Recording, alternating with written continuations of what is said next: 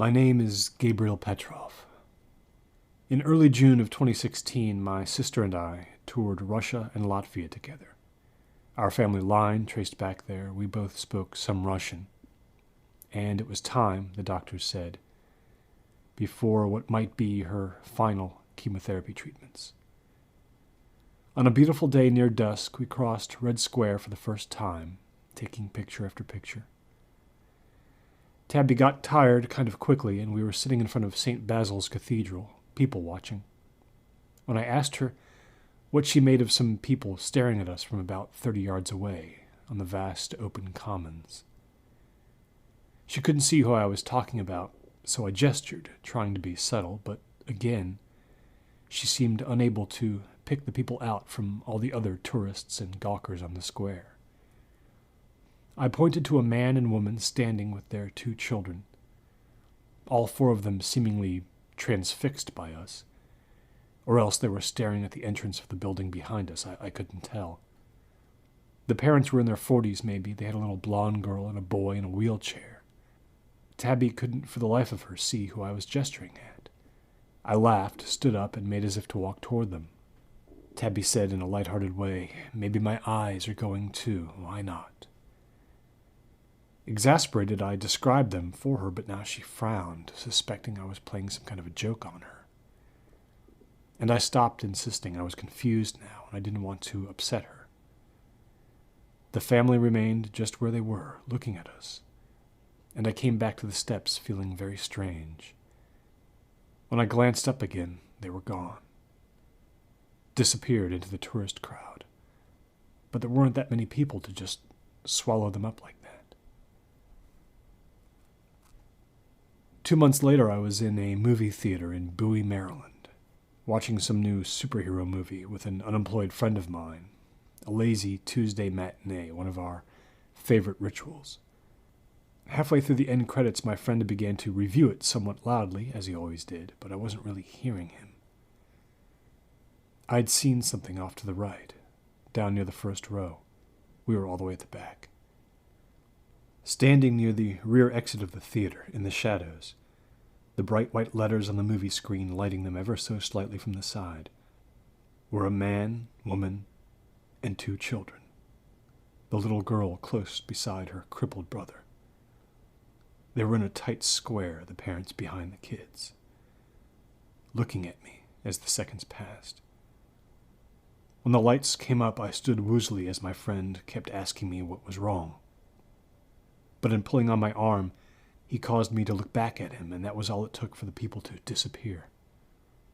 There was no one near the exit anymore as the last moviegoers filed out of the theater. In mid-August, I met my best friend from Alcoholics Anonymous, Treva, in a coffee house in South Baltimore, 4 blocks from the used bookstore I'd owned for 15 years. Treva was unlike anyone I'd ever known. She'd be turning 85 in the spring, but she had more energy, savvy, and style than most women half her age. If she ever slept, I never knew about it. She was out dancing 4 nights a week, and liked to stay out late at diners, regaling people from our AA meetings with stories of her 3 decades as a stills photographer for Warner Brothers through the mid-70s. She called everyone "my dear." She ordered a giant mocha and had me tell her everything that was worrying me about my visions of the family, of which there had been a 3rd vision the week before, as I walked through an outdoor Irish festival in Patterson Park. This time I'd just been plain frightened. I'd run toward them through a very light rain, but didn't get to within 100 feet before they'd vanished, leaving me with the shakes and the conviction that I was going mad. I started to cry a little as I told her the story, because now my sobriety was very much being tested. 12 years of sweat and determination and some pretty dark moments. Treva had a theory that the stressors of my life were all coming together in this one window of time. My sister's slow fade toward what felt like an inevitable death, the financial struggles of the store, my ex-wife's remarriage. A long time ago when I'd first met Treva, I'd talked a lot with her about how My greatest fear about my drinking was that I might get into a car wreck and seriously hurt or even kill someone. Triva thought that family might represent the typical family of my imagination, the family I might destroy one night on a country road if I ever lifted a glass of wine or a scotch and soda to my lips again.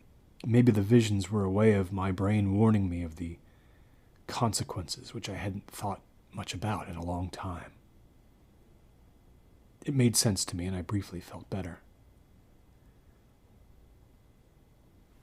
The next time I saw Triva, she was beside me at my sister's funeral.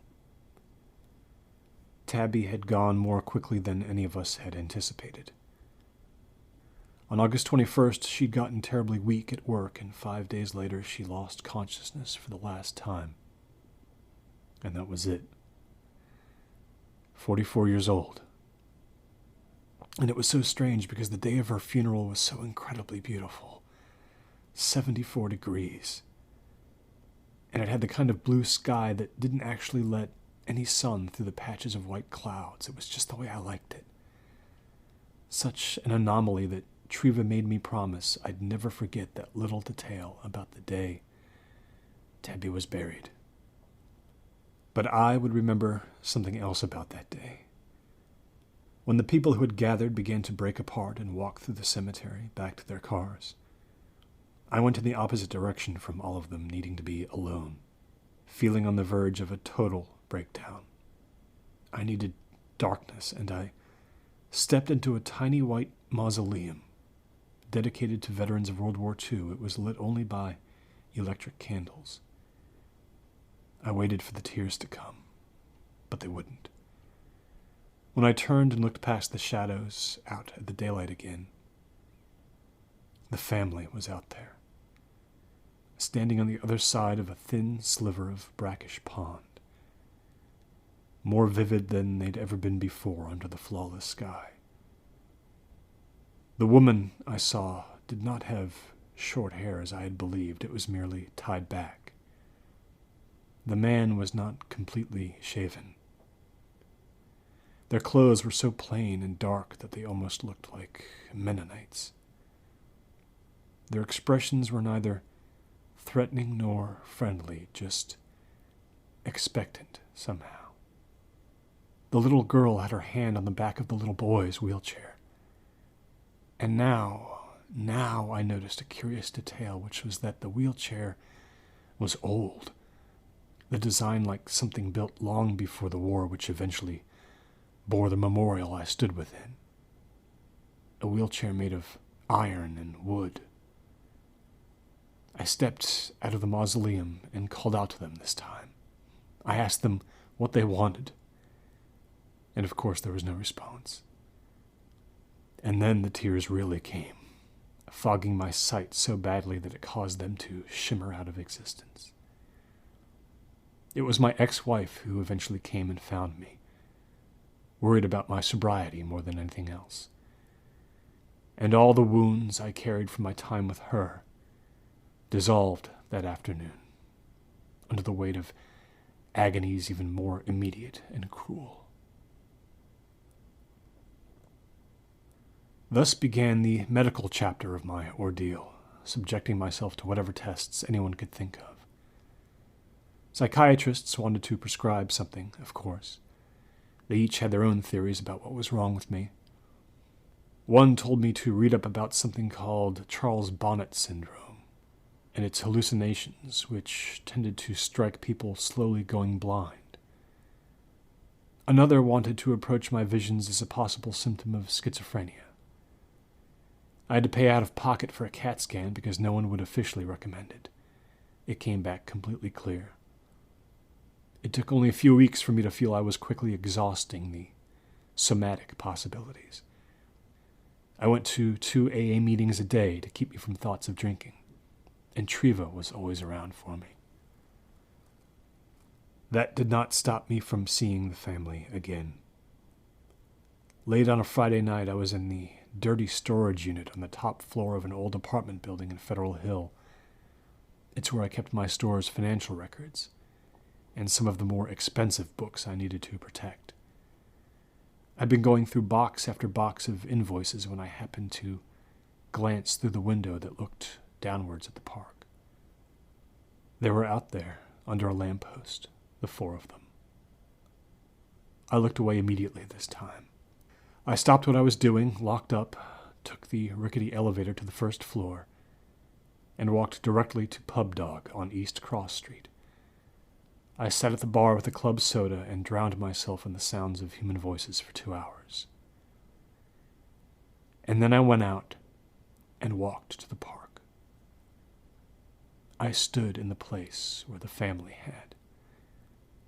I knelt down and placed my hand on the grass to feel if it was warmer or colder. But there was no evidence they had ever been there.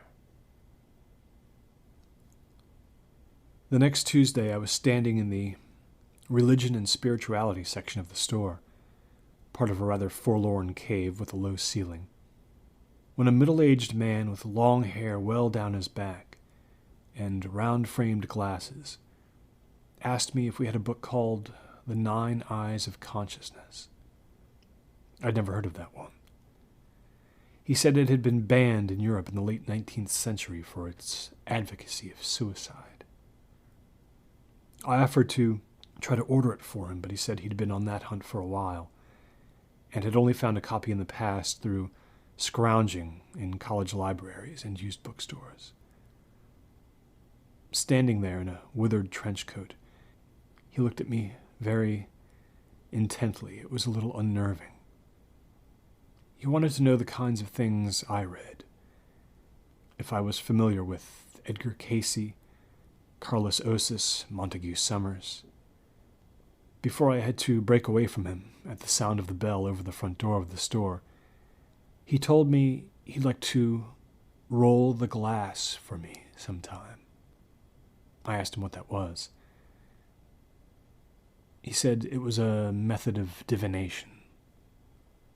My store's longest tenured employee, Christine, who'd applied for a job in financial desperation after dropping out of college in the 90s and had never left, teased me after he was gone that I wasn't getting any better at dealing with weirdos. But she had no idea who I believed that man truly was. I would encounter him again, and by then I would be sure that I had been speaking to my brother all along. If you were to ask me the exact date and time of the lowest I fell during that period, the deepest I descended, you'd just have to check my phone records to see when it was that Treva's phone rang late at night, after she hadn't heard from me in a week and had been trying to track me down, worried by the way I had seemed so depressed that my very speech seemed to be slowing. When she picked up, I was panicky and telling her to come over to my house right away, because I had the family trapped in my basement. I'd seen them down there in a tall mirror, lying against the water heater, and I'd galloped up the creaky wooden steps and slammed the door behind me, terrified at how close they'd come, getting only the fastest glimpse before I lost my nerve and fled. "Come now, now," I cried. And Treva had, God bless her soul. A half hour after the call, she entered my house to find me sitting on the edge of my bed, shaking. Together we went through the kitchen and stood at the door leading down to the basement. We both knew that there would be nothing down there. Of course, we both knew it. But in her eyes, I saw the kind of fear I'd never seen in another human being. It wasn't fear for my sanity. She was afraid of what she might see. I opened the door and we started down. But I had to stop after 2 steps. I shut my eyes tight and asked her to go ahead of me, pleading for an 85-year-old woman to face something I didn't have the guts to. I felt no relief when she confirmed that the mirror reflected only the empty basement and a treadmill I'd hooded years before. I opened my eyes. I approached the mirror and extended my hand, drawing my finger along a crack that ran through its center. I told her it had never been there before. Was I right about the crack? I just didn't know. My sister's financial affairs were resolved with a final visit to an attorney's office. There I got a bit of a surprise. Ownership of the family cabin in Pennsylvania was being turned over to me, with the option of keeping it instead of it being automatically sold to charity, as I thought Tabby had arranged for. I signed the papers and now was given a choice to make. Neither I nor my sister had seen it for more than 10 years, and I was sure it was falling apart. But in my mind now grew the thought of driving up to Tartown and staying for a week there, all alone, no matter what condition it was in. I'd stopped being afraid of lapsing into drinking because I knew somehow it would be the end of me this time, the absolute end, and it just wasn't time to go. There was something new compelling me to live, and that was the mystery I'd found myself in. I'd started to have the feeling that the family wanted something of me. Certain physical details of their faces still eluded me, but their expressions did not. Their expressions of humility and sad longing. I decided that I would let things progress and be alone to face it. I look back now and I see this thinking was just a form of death wish. It was a 90-minute drive to the quiet town of Waynesboro, and only about 15 minutes from there to the cabin. The closest other dwelling was about a mile away. I'd never felt at peace there during the odd weeks in summer we spent in the cabin as kids. The sense of mountain desolation that had enshrouded and intimidated me, even when I was a kid, just for a few days each year, was part of what had caused me to move to the city when I was 19 and never look back. Now it was wintertime. The swing set my father had built behind the cabin 38 years before was still up. So I sat on it for a time, smoking a cigarette, looking into the woods as the sun started to fade. With the trees so bare I could see all the way to the withered remains of the historic blast furnace, whose purpose and origin I never fully understood, and which to me as a kid seemed like the place the devil might live. Then into the cabin I carried not much more than a backpack and my duffel bag. I hadn't even been shopping for food yet. The place was as barren and dark as I expected, but strangely well kept. Someone had obviously been out here fairly recently. Still no TV and just the bare minimum of lights on the bottom floor. But the chair in the corner near the front door I didn't recognize. There was a slip of paper on an end table I'd once scratched my initials into and had caught holy hell for. The paper was held down by a tiny rubber eraser in the shape of a pig. It was a note from my sister. She was saying hello. In the expectation that I might want to see the cabin again, and even stay here, she'd had a friend from town bring in a couple of new pieces of thrift store furniture, and a service came in and dusted a bit. "Love your ugly mug," she signed off, as she always had. She'd written this note 1 month before she died. When I'd finished having my tears for the afternoon, sitting in that poorly upholstered chair I'd never known before, it was almost dark. I got up and started to go into the kitchen. Before I turned the corner into it, though, I stopped. I had suddenly begun to feel very warm underneath my skin from head to foot. They were in the kitchen, waiting for me. The father and mother, opposite from each other at the small mango wood table. The children occupying the other 2 chairs. The boy's wheelchair nowhere in sight. 8 feet away from me, sitting in the fading light of dusk, They were all looking at me, as usual. They were as vivid as anything I've ever seen. Instead of panicking, I found myself lost in the little details of their faces, the details I could never notice until now, so close. The father, graying around the temples, his beard already growing back from a morning shave, it seemed. He was very skinny. His clothes were those of a laborer from a time long past, but he didn't look like he was built for it. His wife's hair was more brown than black, which had been my first impression. Her eyes, her nose, her ears seeming very small. The little girl's plain brown dress had been patched on the left shoulder. The boy, his hair shaggy and tousled, seemed to be the only one who regarded me with any trepidation. The others were merely, I want to say, content with my presence. I stepped forward. I paused after that first step for a reaction, but there was none.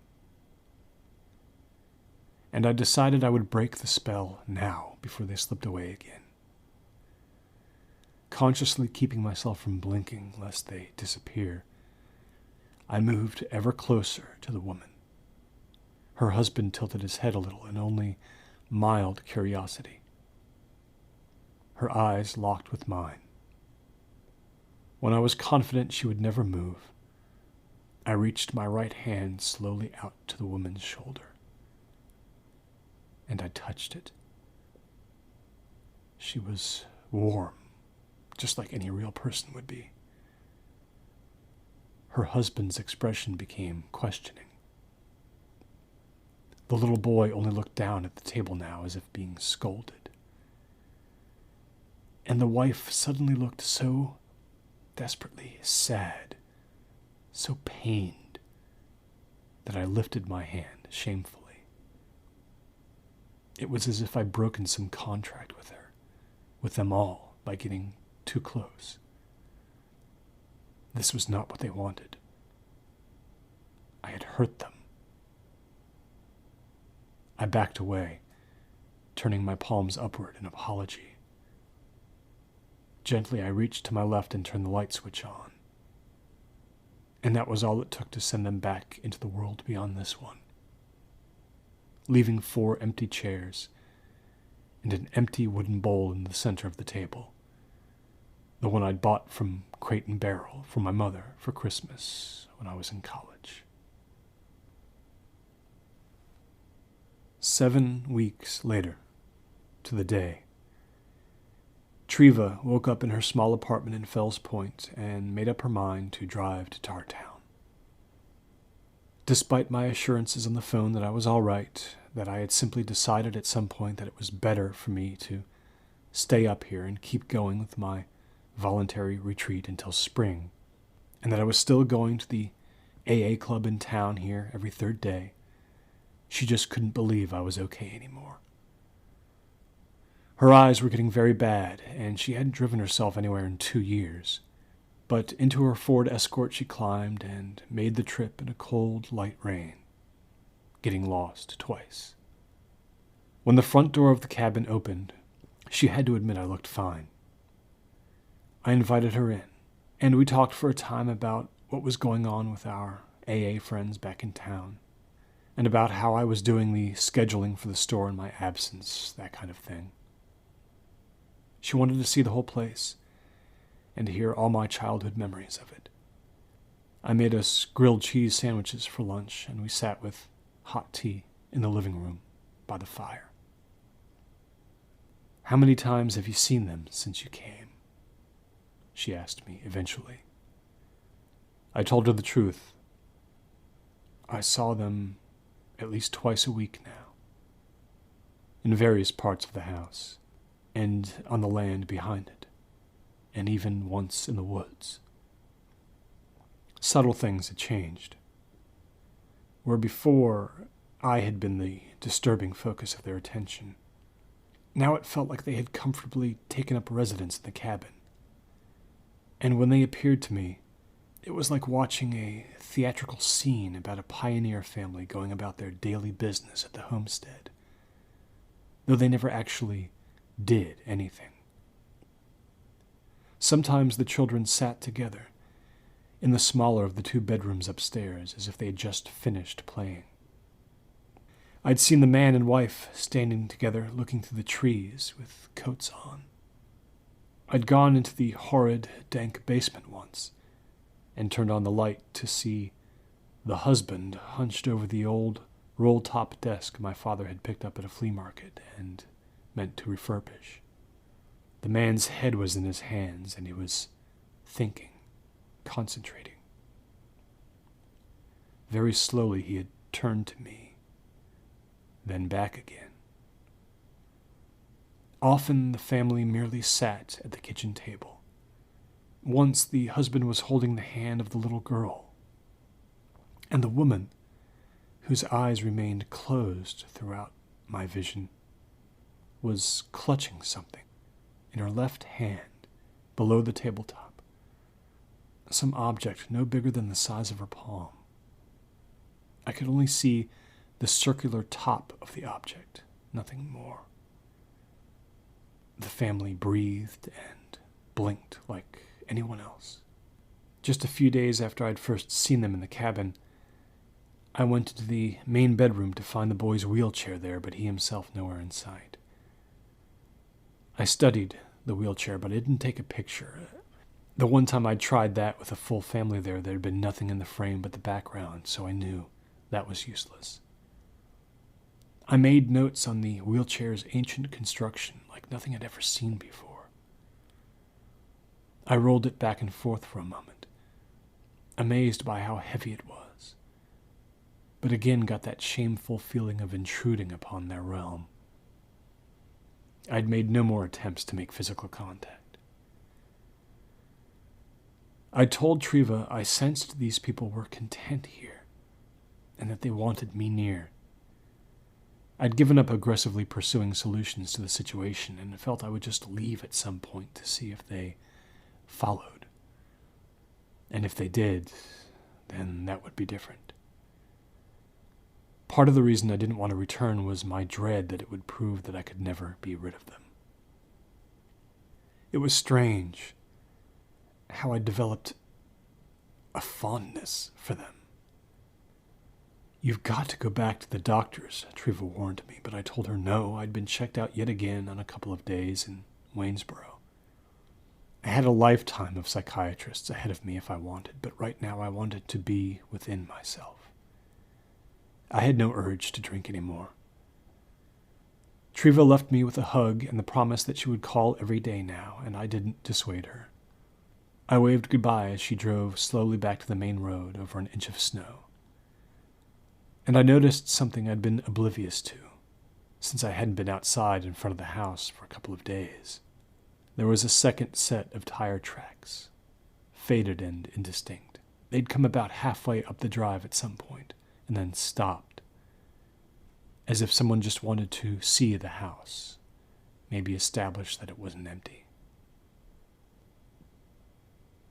The night after that, I finished reading Daniel Deronda and decided to go into town for a turkey dinner at an old favorite place, Monty's Cafeteria, a roadside holdover from the 40s, cavernous and hilariously archaic by urban standards. But the locals liked it. I was there every other night, when it was very quiet.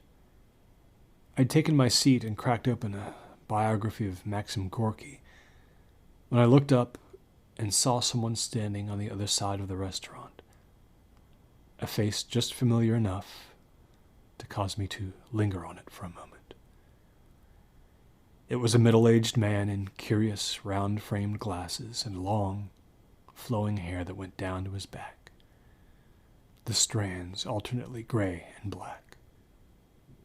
He came over to my table, unsmiling, asking me if I remembered him. Aside from our encounter at the bookstore, which had only happened because his train connection to Georgia had been delayed for hours, I hadn't seen or heard from Uriah since I was 5 years old. He had run from us at age 16 and never come back, never contacted us, never allowed himself to be contacted. A strange family tragedy we had all simply absorbed over the years. The facial resemblance to my sister had been the only thing that stirred something within me. Now he wasn't even aware that she'd died, and I did not tell him.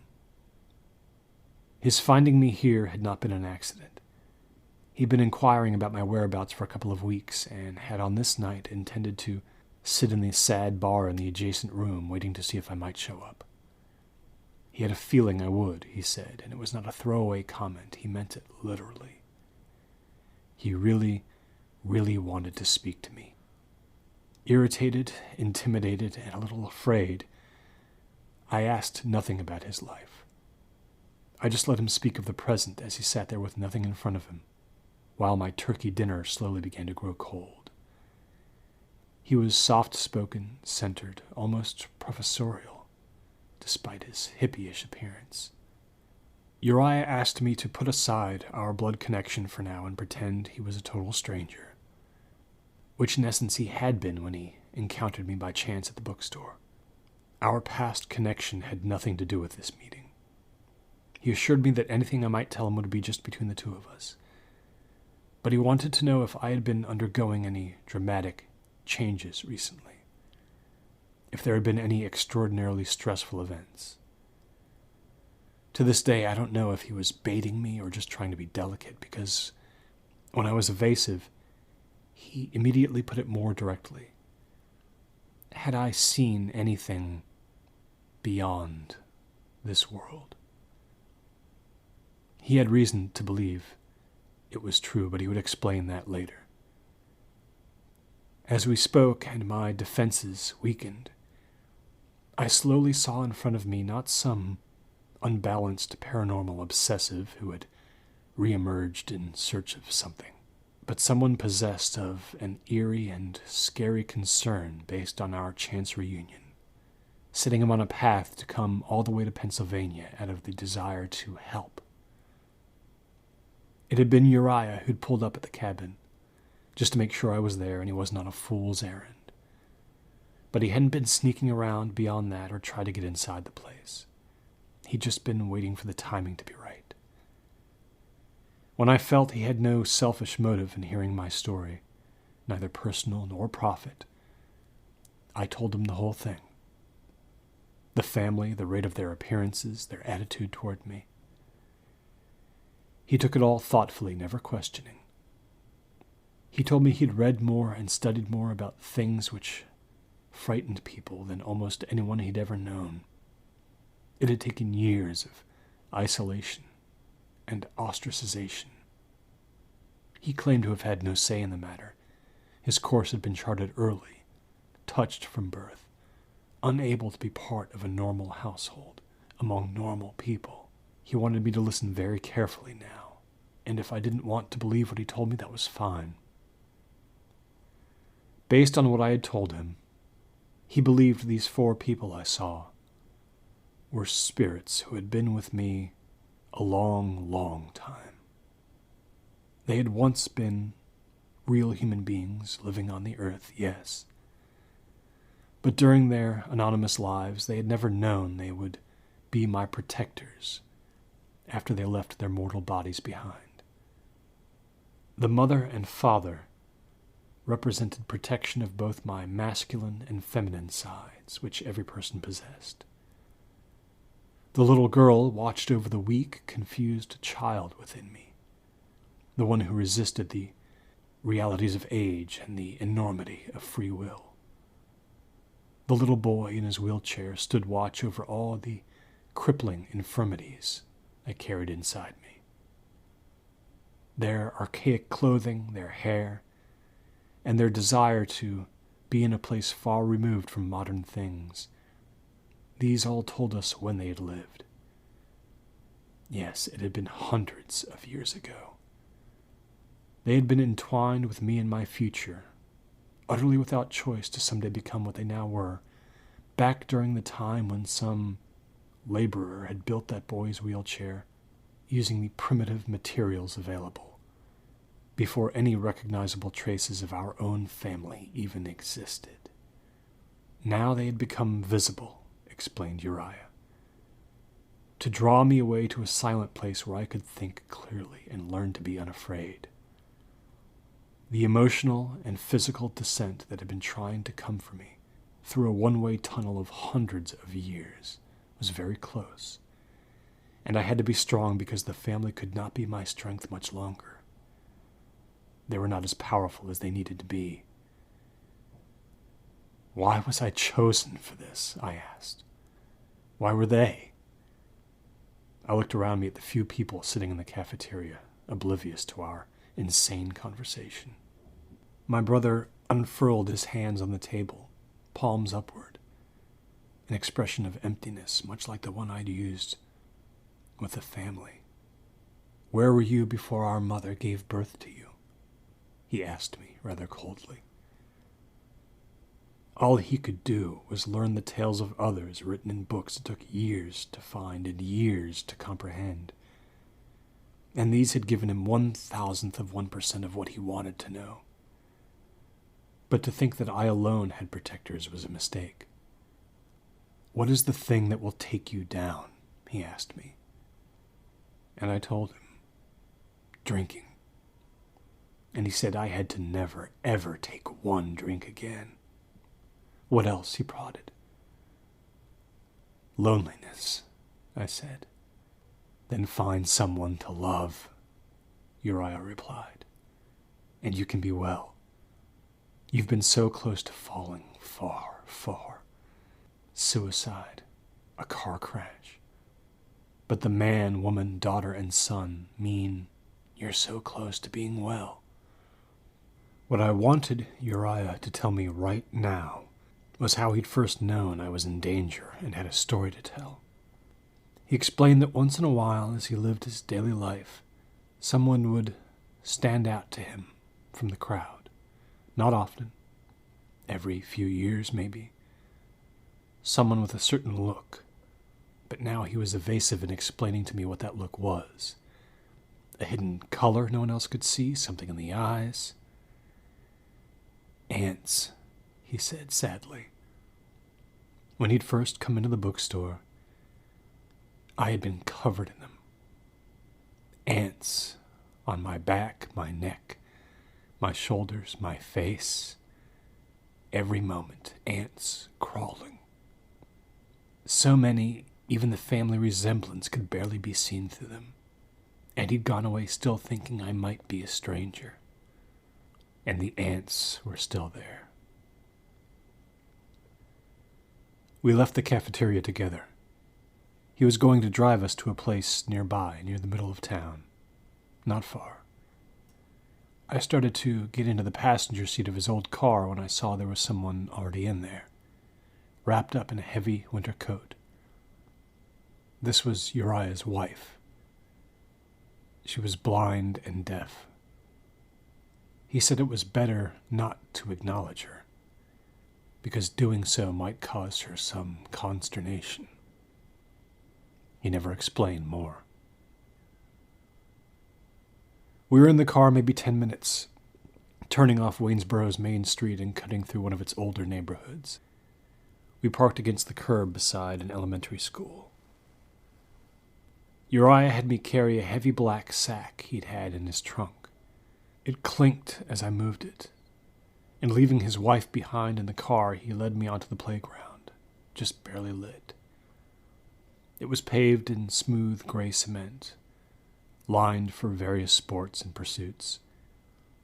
We stood in the cold, and he told me to put the sack on the pavement and reach my left hand deep into it, letting what was inside surround it. I did as I was instructed. The sack was filled with what seemed like marbles, small and perfect glass spheres that were inexplicably very warm to the touch. He told me to move my hand, to work it into the accumulation, and grab a fistful and clench it tightly. I did so, and then we merely waited. He looked up at an airplane passing overhead. After a full minute, he told me to release the spheres, and then dump the entire contents of the sack onto the pavement.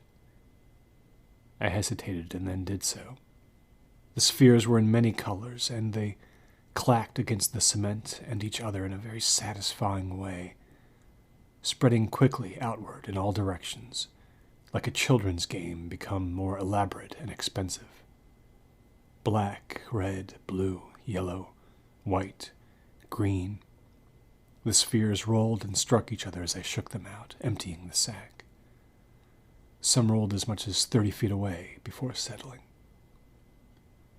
When they had gone still, the dozens upon dozens of spheres looked like a star map under the weak light of the lampposts near the school's main entrance doors. Uriah began to walk among them in his long black trench coat, crouching, bending over, pushing his hair back behind his ears, carefully examining all the ways they had fallen. I stood silently, transfixed. Sometimes he would press his palm flat on the cement, his fingers splayed, gauging the distance between a gathering of the spheres. As the breath plumed out of his mouth, it was very cold.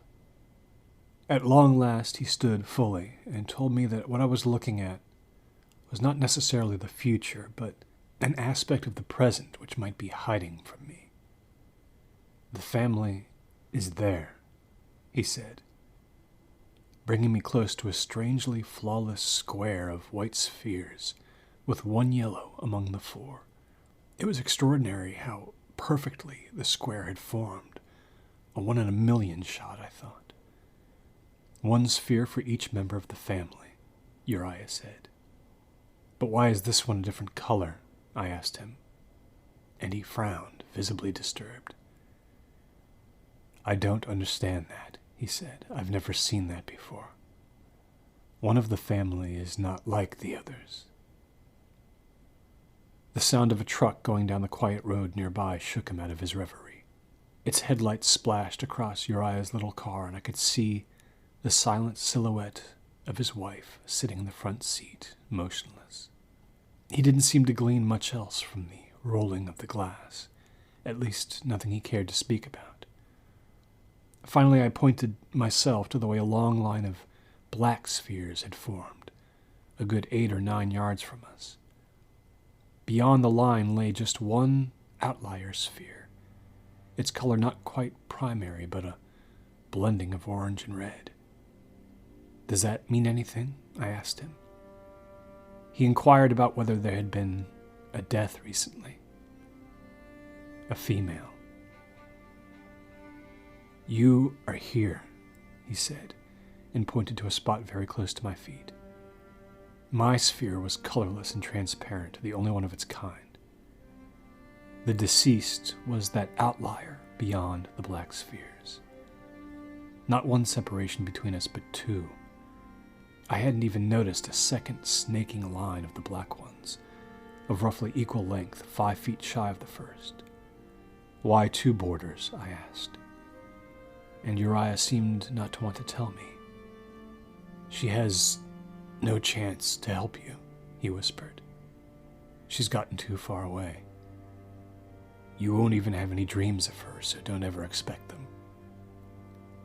And that was when I lost control of my fear and my anger, and asked who the hell he was to tell me such things, to appear out of nowhere, with no knowledge or care for what he'd done to our parents or his siblings, who'd been traumatized as young children by his strange behavior.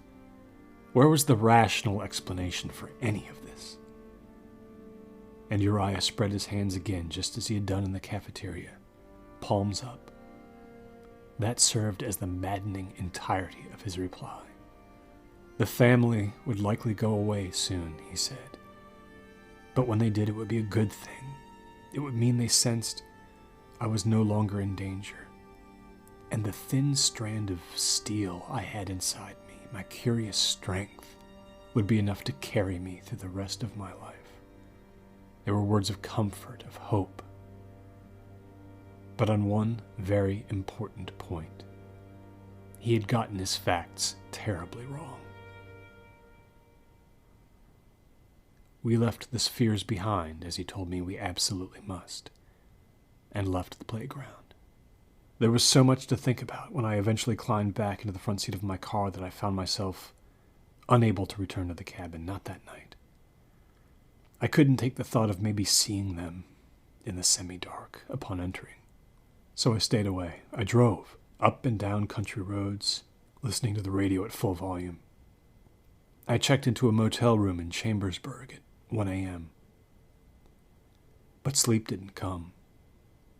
I took a hot shower, stared at my haggard face in the mirror, paced back and forth, sat outside in the cold watching the lights on the highway. I timed my drive back so that I would arrive at full daylight.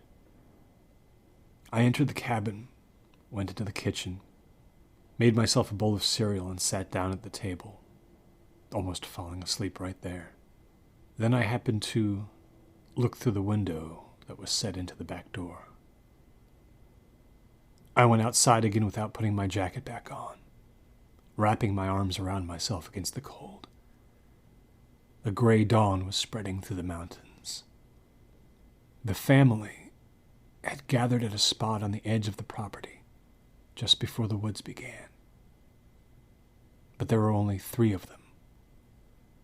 The man, wife, and little girl, their backs toward me. They stood before a patch where the cold ground had been disturbed, a long, thin section dug out and then filled back in again. A handmade grave. They had bowed their heads in mourning. The little boy's wheelchair was nowhere to be seen. I watched them for as long as I could endure the cold, and then I turned away. I went inside, climbed the stairs to my bedroom, got under the covers, and slept for 7 hours. I woke to the sound of rain drumming hard on the roof. I stayed in bed as long as I could before hunger drove me downstairs. It didn't seem right to be up and around when there had been a death in the family, one I didn't understand. It wasn't until 2 days later that I went out to the back of the property, to the place where the grave had been dug. Now, of course, there was no sign of a seam in the earth. Nothing at all. There followed the longest duration of time I'd gone without seeing the family since I'd arrived at the cabin. 8 days. In that time, I found myself going into town a lot, hoping to see Uriah again. But I never did. I spent more and more hours on the financial matters of the bookstore, figuring out ways to save it that I had missed back in the sweep of regular life. The silence and the lonely hours had made me more productive and creative. I read as much as I had during my lonely adolescence. I began to write. I was beginning to feel not like a patient anymore, but a man named Gabriel Petrov, who was capable of things. I was changing. And then, on February 6th, I looked out my bedroom window at 4 p.m. to see the man and wife standing over the grave of their daughter. Same place as before. For the first time, the man was touching his wife, his hand on her back, gently, as she stood, a hand to her mouth. As I watched, she then kneeled beside the grave. And after a time, the man left her there, walking away toward the side of the house and out of sight. I stepped away, unable to look anymore. It was a half hour before I had the strength to approach the window again, fully expecting that scene to have concluded. Never before had I broken the spell and been able to return to it, to resume one of the visions. But the woman was still there at the grave, and now she was standing and looking up at my window, at me. Her hands were folded modestly in front of her. She was the one who dropped her gaze And when she did, I turned and went to sit in the corner of my room for a long time. I drove to Waynesboro at 7:30. I didn't feel good calling Uriah from the cabin. I wanted to be alone when I did it. I sat in my car in the parking lot of a canoe rental place and dialed the number from the scrap of paper he'd given me when we last met. Thankfully, he picked up. Though our connection was very poor, he was somewhere very far away. I explained to him what had happened. He couldn't conceal his confusion. On the one hand, he believed this could simply be the family's way of fading from my life, which was a good thing. If I had sensed my healing had come such a long way, they should leave. Of course they should.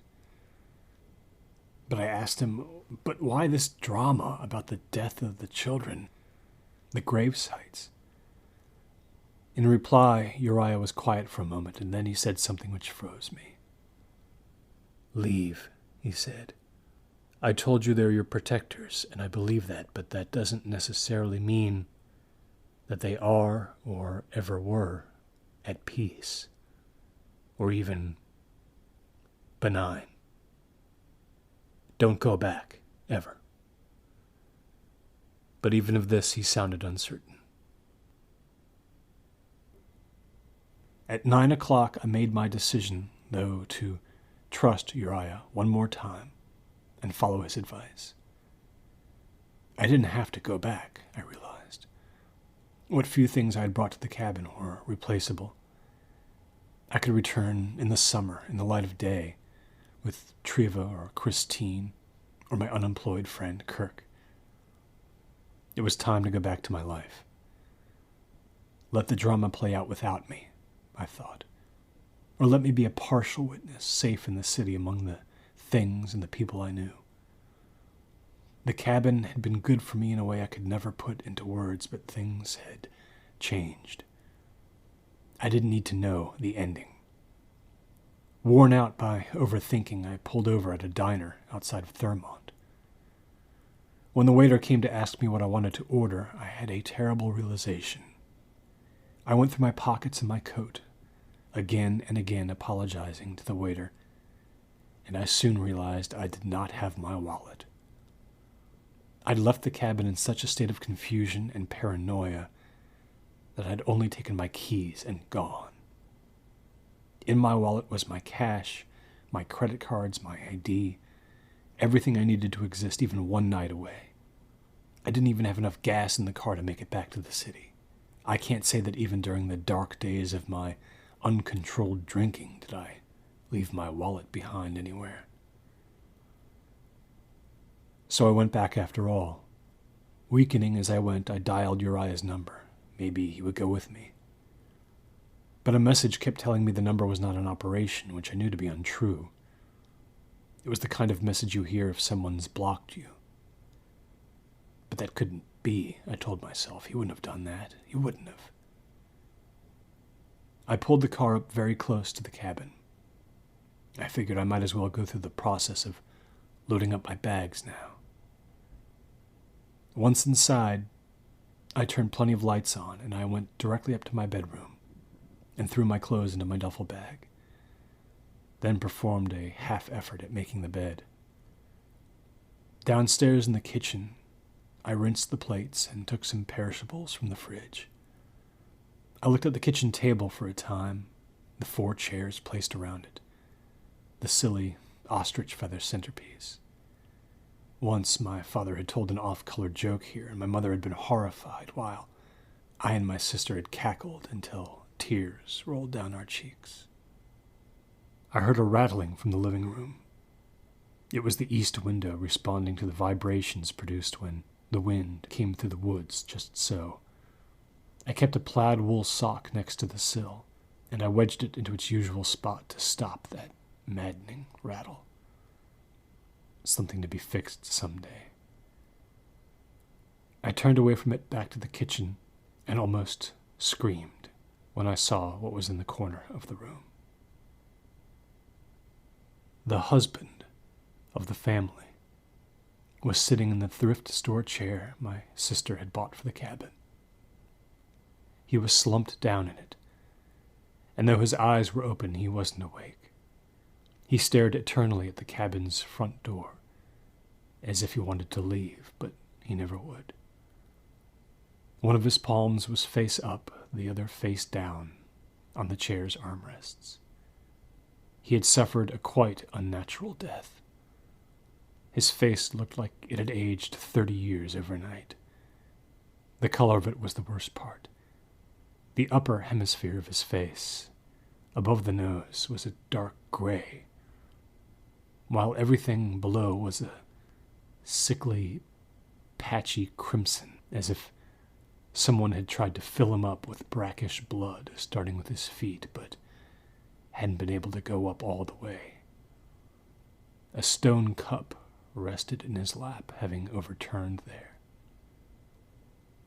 There was a way to stay sane, to get out of there sane, and now I made an attempt to follow that course.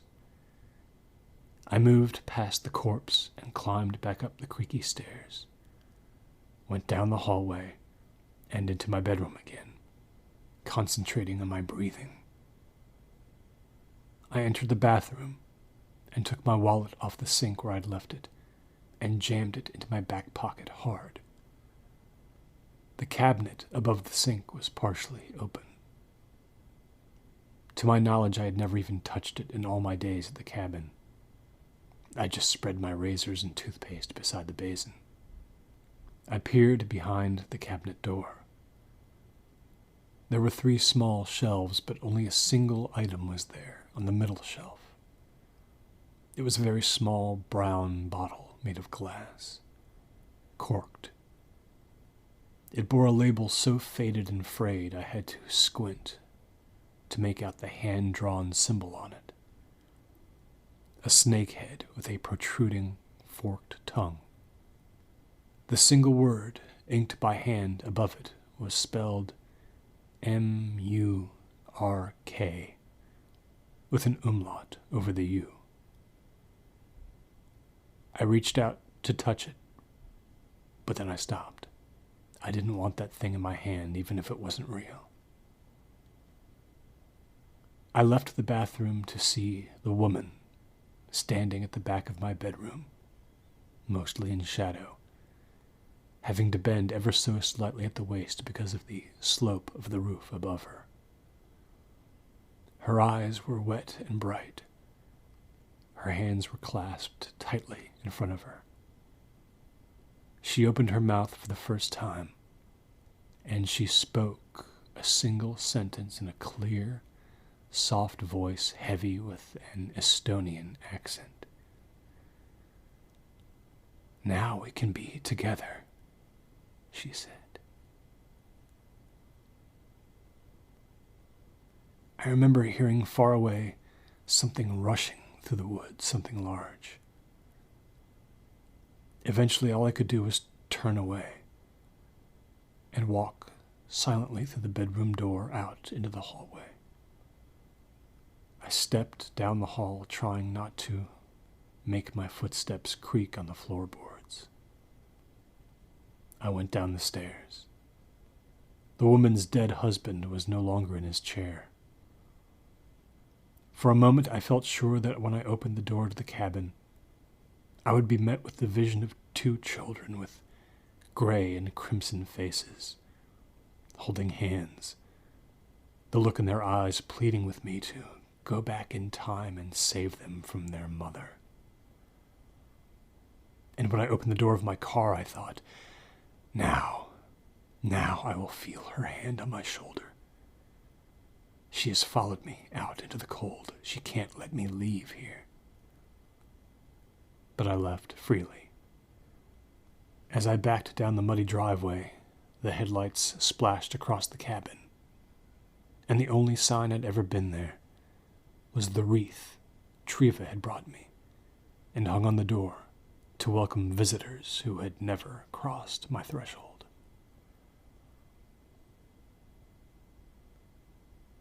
It was this past August when the cabin was finally cleaned out in preparation for the sale. As hard as it might be to believe, I had gotten engaged to a woman I'd met in an art gallery 9 days after coming back from Tartown.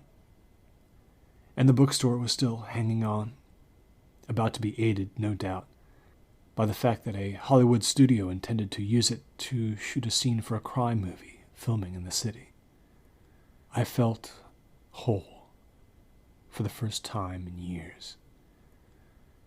Christine got her daughter, who'd just gotten her real estate license, to drive out to the cabin to clean it and stage it. I got the call I had almost expected at noon on a Saturday. Christine said her daughter had gotten a sad feeling from the place, as if something terrible had happened there, and not so long ago. She'd always believed in precognition, psychic phenomena. It was concentrated especially in the master bedroom, where my parents had slept so long ago. Maybe you have ghosts up there, Christine said. There had been just a little bit of poison left in that bottle, I knew. I think the master bedroom is where the woman probably ended her strange existence in this world so far removed from the ones she had known in life. The bed was bigger in there, more welcoming than the one in my room. Sometimes I sit in Patterson Park and I wonder how long she roamed the cabin alone, despairing before she'd done it. How many days her poor, sick heart had kept longing for me as she tried to deny the monster she had within her. How many solitary days and solitary nights she sat at the kitchen table with the east window pane in the living room rattling, and she not being able to stop it.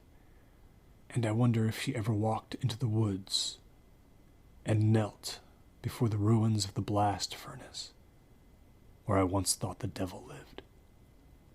It looked so much like a stone memorial, you see. A place to reflect upon, or even devise, the wreckage of a family who lived and died in the time long before I was born, before my name was Gabriel Petrov.